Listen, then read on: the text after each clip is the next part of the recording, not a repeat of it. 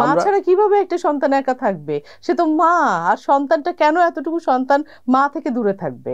অনেক ধরনের লোকজন আসা যাওয়া করে, তার বন্ধু বান্ধব, যেবার কাছে বন্ধু বান্ধব আসো, আর অনেক কিছু লোকজন আসা যাওয়া করে।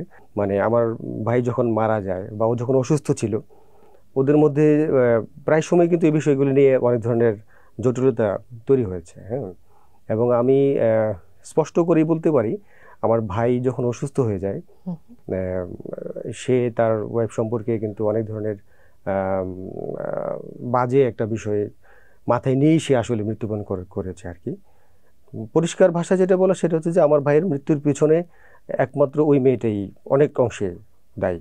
এখনকার যে মানে সময় সাইন্টিফিক্যালি থেকে শুরু করে সবকিছু মিলিয়ে একজন ক্যান্সার পেশেন্টকে ভালো ট্রিটমেন্টটা করা জরুরি অবশ্যই। সেক্ষেত্রে আমি যদি এখন আমার ক্যান্সার আক্রান্ত ভাইকে ঝাড়ফুঁক, ওঝা কিংবা তাবিজ কবজ এই সমস্ত বিষয়ের দিকে মানে বেশি গুরুত্ব দেই, চিকিৎসাটা ঠিকমতো করতে না দিই, সেটাকে আপনি আসলে কি বলবেন? এটা আসলে আপনি তাকে জিজ্ঞেস করেন যে সে এমন কি কাজ করেছিল যে তার হাজব্যান্ড মানে আমার ভাই তাকে বা তার সন্তানকে কোনো ধরনের কোনো সম্পত্তি কোনো বিষয় সে দিয়ে যায় নাই কেন? সেটা তো আমার উপর বর্তায় না।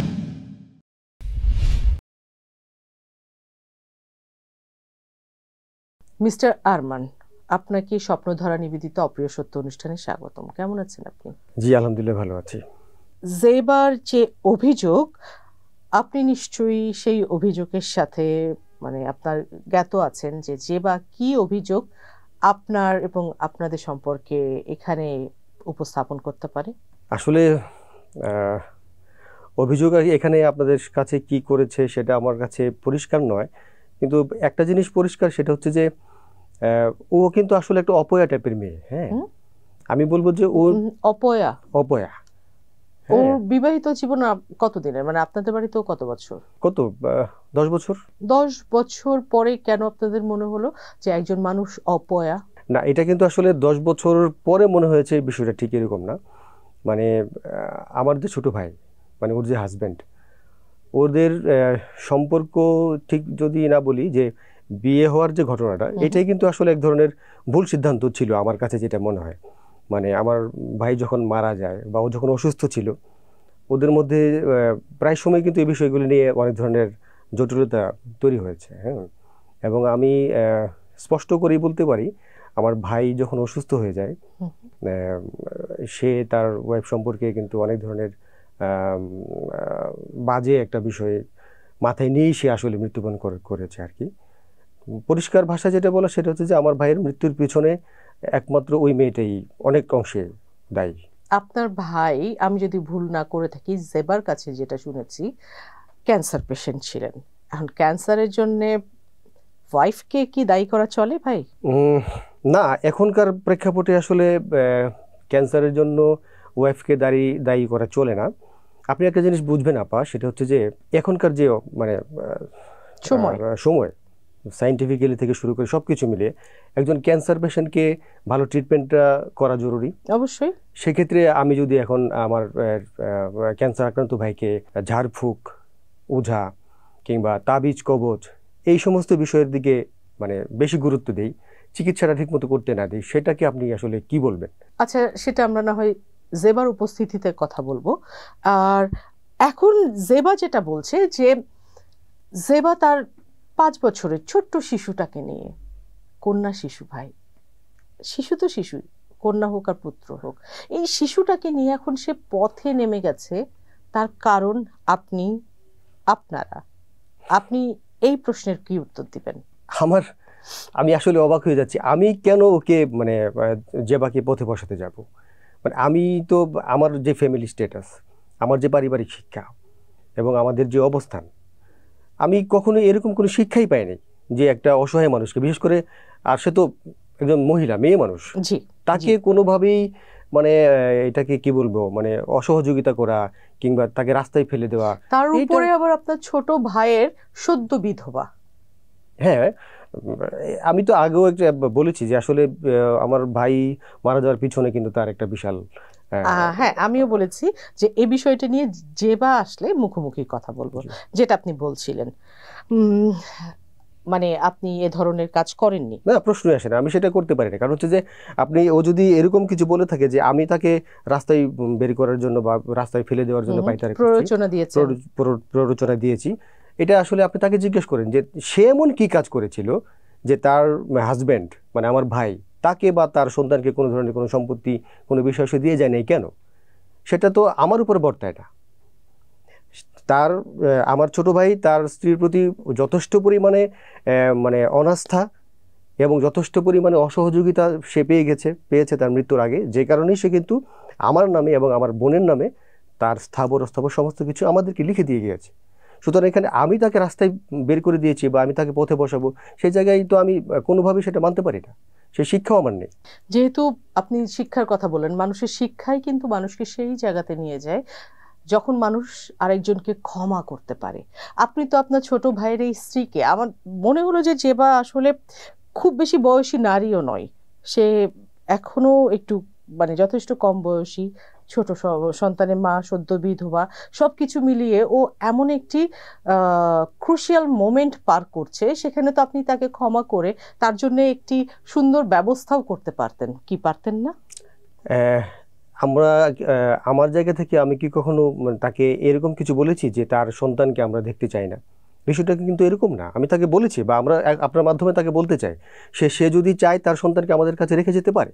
মা ছাড়া কিভাবে একটা সন্তান একা থাকবে? সে তো মা, আর সন্তানটা কেন এতটুকু সন্তান মা থেকে দূরে থাকবে? আপনার বোধহয় একটা জিনিস জানা মানে খুবই জরুরি, হয়তো বা আপনি জানেন নিশ্চয়ই, যে আমার বাসায় আমরা এখন একই ছাদের নিচে থাকি, যদিও সেটা এখন আর থাকা সম্ভব হবে বলে মনে হচ্ছে না। কারণ ওর সাথে আমার বাসায় প্রতিনিয়তই মানে বিভিন্ন ধরনের লোকজন আসা যাওয়া করে। হ্যাঁ, যেটা আমাদের কাছে অনেক ধরনের লোকজন আসা যাওয়া করে, তার বন্ধু বান্ধব, জেবার কাছে বন্ধু বান্ধব সহ আরো অনেক কিছু লোকজন আসা যাওয়া করে, যেটা আমাদের কাছে একটু দৃষ্টিকটু মনে হচ্ছে। আগে আসলেও সেটা কম ছিল, এবং আমার ধারণা যে যেই দুই একজনই আসা যাওয়া করতো সেটার উপর ভিত্তি করেই আমার ভাই এই বিষয়টাকে মানে ভালো চোখে দেখতো না, এবং যে কারণেই মানে ওকে ভালো ট্রিটমেন্টের জায়গায় ও কিন্তু সেই ধরনের কোনো হেল্প করে নেই।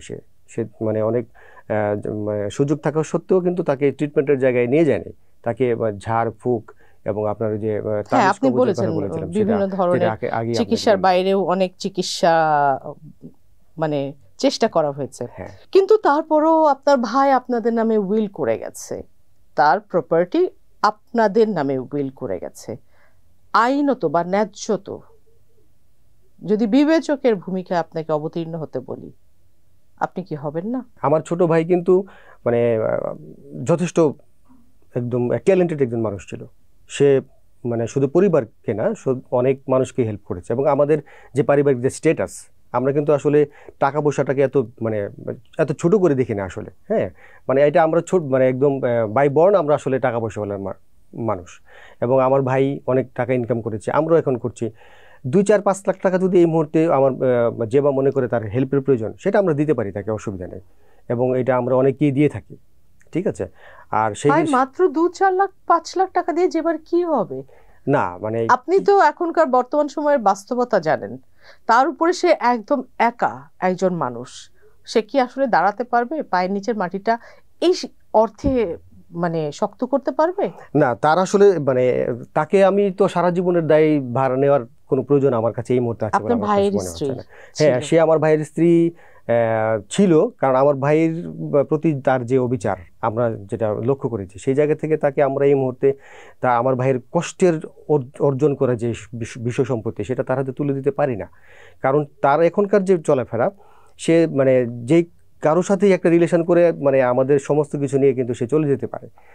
তখন হবে কি, তখন কিন্তু আমার ভাইয়ের যে মেয়ে, তার প্রতি আমাদের যে মিনিমাম একটা কিছু করার সুযোগ থাকবে, সেটাও আসলে থাকবে না। এবং আমরা কোনোভাবেই চাই না আমাদের মানে কষ্টার্জিত বিষয় সম্পদ ওই মেয়েটার হাতে দিয়ে, নষ্টা মেয়ের হাতে দিয়ে আমরা অন্য কোথাও গিয়ে কিছু করব, সেটা কিন্তু আমরা সেটা চাই না। আপনি এই শব্দটা ব্যবহার করার আগে কি আপনি কোনো প্রমাণ দেখাতে পারবেন জেবার সাথে এই ধরনের একটি মানে জুড়ে দিলেন, যেটা বলতেও আমার আসলে মানে আমি নিজেও বন্ধু বান্ধব বাড়িতে আসা বা তারা তো আত্মীয় স্বজনও হতে পারে, তারা পুরুষ হলেই কি একটা মেয়ে চরিত্র নষ্ট হয়ে যায়? না আপা, আপনি একটা জিনিস খেয়াল করবেন, সেটা হচ্ছে যে আমি যখন তার থেকেও বড় কথা, ওটা কিন্তু যে বাড়িটাতে থাকে, শ্বশুর বাড়ি মানে কিন্তু মেয়েদের নিজেদেরই বাড়ি, বাবার বাড়িও যেমন নিজের, শ্বশুর বাড়িও মানে নিজের, নিজের বাড়িও নিজের, তাই না?